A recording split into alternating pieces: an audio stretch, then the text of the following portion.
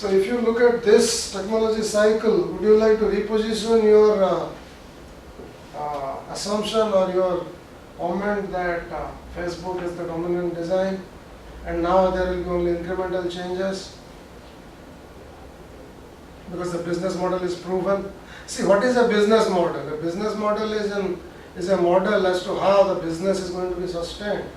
Amazon has a business model, or had a business model 10 years back when it was losing money. It came up with a nice top valuation. The .com, it went through the roof, but it has been able to make money. So what's wrong with the business model of Facebook? They will figure out a way to make money, right? Or does anyone disagree that it may not happen that way?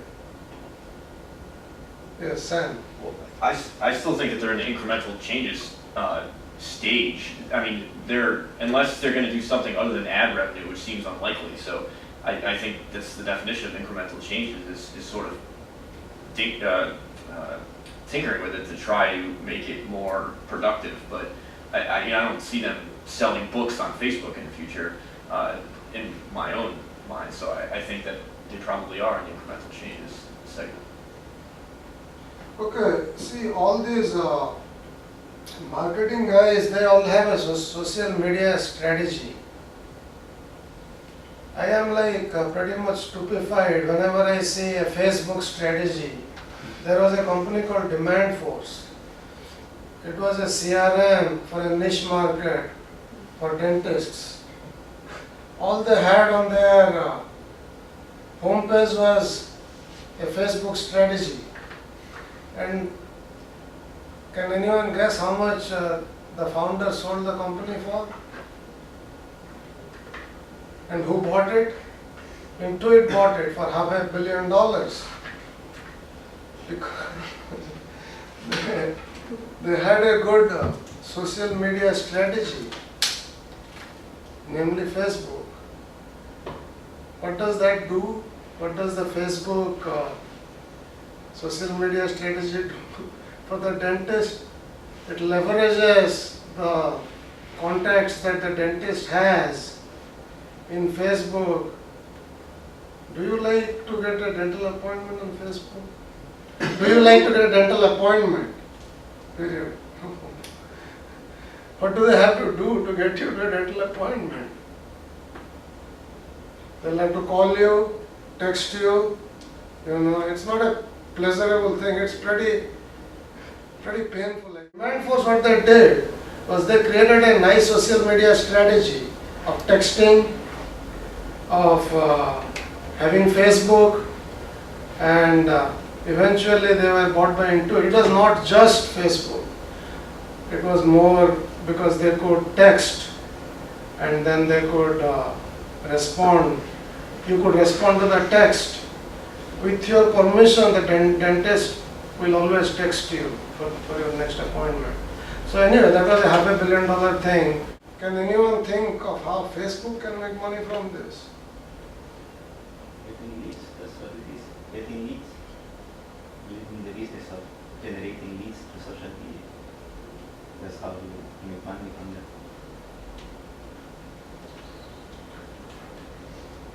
Why would Intuit buy Demandforce? Okay, I'll give you some numbers. Demandforce had maybe 10,000 dentists. The US market consists of 140,000 dentists. The business, the software business for dentists is pretty much practice management software. Every healthcare practice that you walk into has a practice management where they will schedule your appointments and it will prompt you. You go to a dentist, they will say, hey, would you like to come back after 6 months? Then you either say yes, if you like the dentist, or no, I will call you. So what Demandforce does is it extracts the data and then it makes the call on your behalf. So you save some money in terms of calling because your front desk person may not be really inclined to call, cold call, on call, what have you. But why would Intuit, that's a good lead, what you just mentioned. Why would Intuit buy Intuit, which has millions of customers? millions of leads, millions of businesses to whom it sells the accounting software. Why would Intuit buy or pay $500 million for 10,000 leads? It's not for 10,000 leads, it's for the possibility of generating more leads on different businesses. You make your brand known or you reach the face to other people. You can just get leads from there. That's good. It's a good attempt. You would think, yes. I don't know if I'm exactly following where this is going, but I mean, if they were just why they would pay that much money for millions of leads from dentists is, I mean, what are they doing with that data? Are they cross-referencing it as far as some of the product or service they're trying to sell? And therefore, when they obtain those, they're actually obtaining all the demographic information of the clientele of something that they're trying to promote. By a show of hands, can I know how many of you use TurboTax to file your taxes? Or do you file your taxes? You use TurboTax, right? Intuit pretty much has already the leads. Here, it already knows your details. It's not the leads of the patients of the dentist that Intuit bought Demandforce for. So this is the website. I'm just trying to see what it's saying right now. Intuit also offers QuickBooks. And QuickBooks, and I actually Googled it, just Googled this, and it reaffirms what I thought it was. So QuickBooks is we sell QuickBooks to a ton of the small, medium business space. Okay, so you are leading on to something. Yes, go on. Yeah. So, and you know, obviously that space is similar. I mean, Demandforce is the CRM for dentists, which dentists typically fall in the small to medium-sized business space. So I think adding on to the, if you call it a platform, having your QuickBooks as your ERP system, having Demandforce as your CRM system, you know, that's one of the reasons they went with that acquisition. That's their focus. That's a good idea. What Intuit could do is take this CRM and unleash it on its 10 million or what have you QuickBooks customers as a small CRM play. What it could also do is use the technology that Demandforce has and play with the idea of unleashing that for its 10 million business customers. If there is a case to make money on Facebook by somehow contacting your customers on Facebook, since whatever million are already on Facebook, for your business, if you are a small business, and if I have the technology right as to how to do that, then why won't I pay $500 million to acquire a technology which will give me a social media marketing strategy as a product feature on my QuickBooks?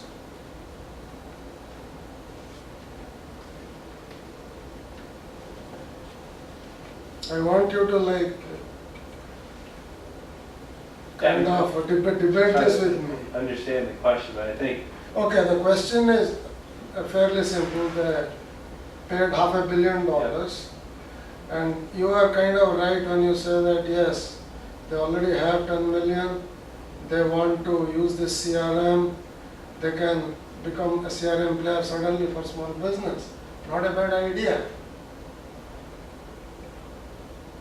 my thought is, I mean, if you think of the small, medium-sized business space, right, a lot of them don't have, as you go through the life cycle of, or I shouldn't say the life cycle of a company, but the growth stages of a company, the smaller stages, you typically don't have a robust ERP systems.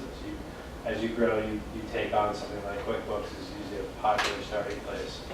A lot of companies that don't grow out of that spot don't get to move on to the other larger technologies that support, enterprise-wide services like CRM and other components. So I think for them, it's possibly trying to integrate a CRM component to their QuickBooks, and effectively compete against Salesforce and other companies that compete in that space. So they're adding value to their current QuickBooks is not a product that you can really add a lot of features to. It's a basic ERP system. So this is an incremental change to them. So it's basically they're trying to increase their product mix, you're saying, because they already have so many customers, small businesses, that they could have a meaningful play in the CRM space for mid-size or small businesses. Pretty much every mid-size or small business is using QuickBooks now, unless they use like FreshBooks or something else. Or the Great Plains, yeah. Okay. When you look at this, what do you see? What is it? So let me fill out the case, to be fair to you, because I know the inside story. I work for a dental software company. But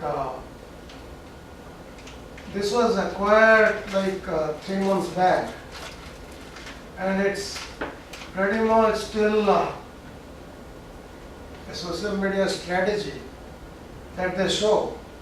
So you might be right, we don't know inside what Intuit is doing, but to the outside, what does it look? Use email, text, social search to grow. Build, maintain, leverage your most asset, a good online reputation. Google stars, Demandforce does that actually. It's not just the Facebook, social media, it helps you. How many, by a show of hands, know about the Google rankings for a business? You are a techie, so you know a lot. Actually, it's important to, nowadays, with Google being the only search play in town, it's important to have 5 stars. Everybody wants 5 stars, at least 4 stars. Demandforce pioneered that. What they did was make it very easy for you to go and give your dentist a ranking of 3, 4, 5 stars. And by default, it can push it to 5 stars unless you say no. So there is some technology that's going on which they have acquired. And now, this is my gut feel, that they are going to take that and use that for,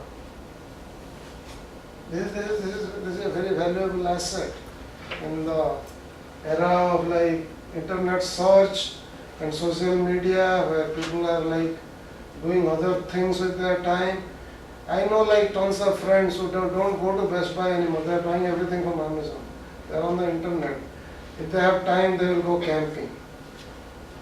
So this seems to me to be really a good acquisition.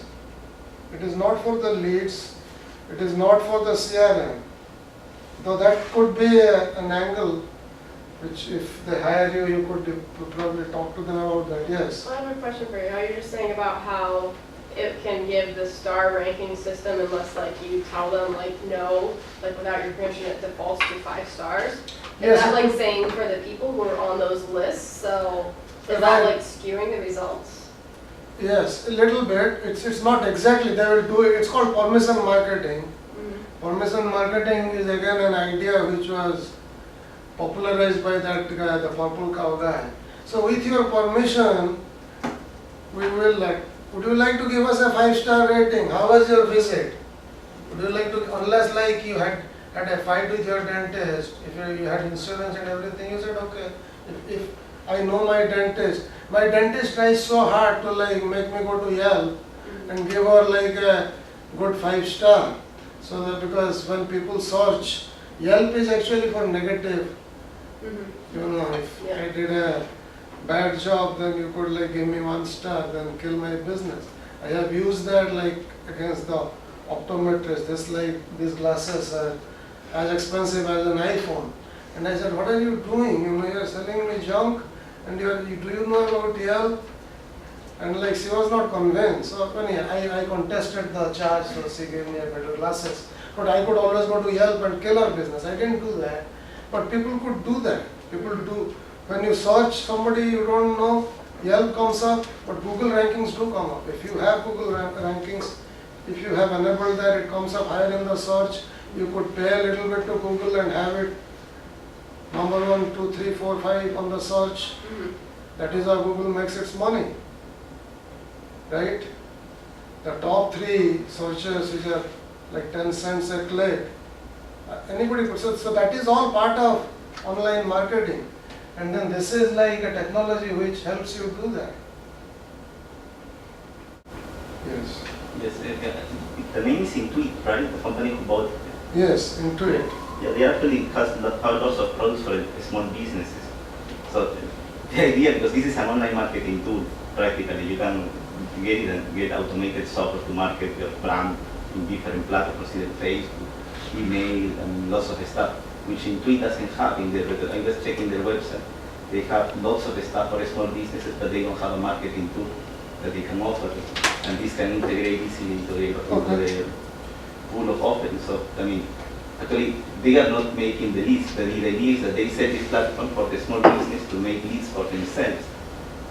I don't know if you understand. You have any comments? I just have, I'm new to it, I'm what I was saying, but I noticed it's a little frustrating. Google will now say, to see the 5-star ranking of a business or whatever, say you're on Google Maps and the little thing pops up, it says, see more information. It used to just pop a nice little window there and you could read about it, see the star ratings, but now they try to redirect you to a Google Plus page for the business. And it's just frustrating because I used to like seeing it in the pane right on my screen, but now it wants to redirect me to another screen that's Yes. a Google Plus listing, and I don't want to use Google Plus, and I don't think many people do, but they're trying to force us into it. Okay, so I think we have covered what I wanted to cover for a dominant design in terms of where we are in the social media space. We will kind of, yes, you have a, No, I just wanted to let you know, I think I found the Charlie Rose link you were looking for, the one that was like longer. It was yeah, like but it's 20 not loading. 24 minutes, but on YouTube. Because it wasn't the one you were doing before, wasn't that on Charlie Rose itself? So we'll watch that tomorrow. Can you email me that link, please? We'll watch it. I'll load it up. We'll watch it because I did want to see this guy, and it's. We'll come back to this case because there is an angle to all the patents that they have done, and it will make sense for us to go through this again. What I really want to do now, because we have time, is bring in the idea of a concept which I was going to cover on Sunday called lead users.